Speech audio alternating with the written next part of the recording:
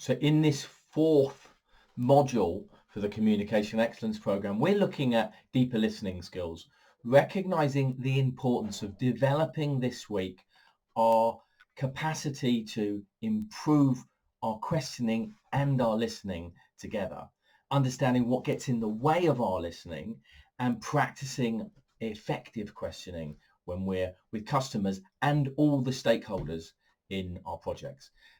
Importantly, we recognize the importance of open questions which promote conversation, information, and a real understanding of what our customers want. These are the kind of questions that get people speaking about what's important to them and therefore build relationship, as opposed to closed questions that start with an interrogational and assumptive mode of communication. However, we recognize that closed questions, those that get the yes or no's, are important to build understanding and confirm really what people want. So we use a combination of both open questions to get understanding, to get depth, and closed questions to get confirmation. Importantly, we saw in our program how easy it is to bring up barriers to listening. And there are a number of barriers, and you'll have barriers of your own. Exploring those barriers and working out what gets in the way of your own communication with customers is important.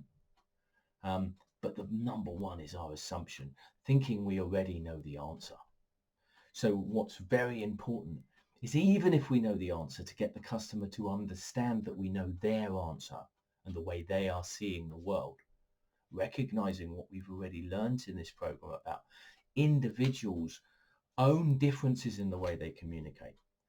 We look to overcome the barriers to listening by first sensing what's really being said and holding back on our evaluation, and only then evaluating and clarifying.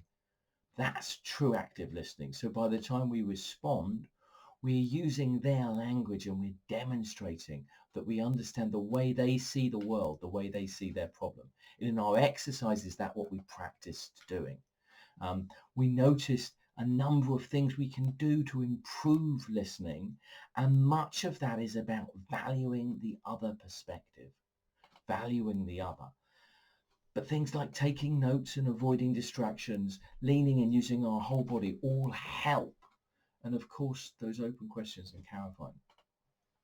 Importantly, we are practicing this week Socratic questioning, asking open questions and then letting the answer be the mother of the next question. So we're following up with questions using the language of the answer, so that we can get to a point where we really can confirm and agree what's been truly said. In this week, the focus on listening comes from an understanding of good questioning. And so as we move into next week, we're thinking about how do we ensure that our understanding of other promotes a sense of really good communication with our customers. I look forward to next week, where we're really starting to think about how our personal emotions and our customers' emotions work, and how we can do the best to manage our emotional intelligence.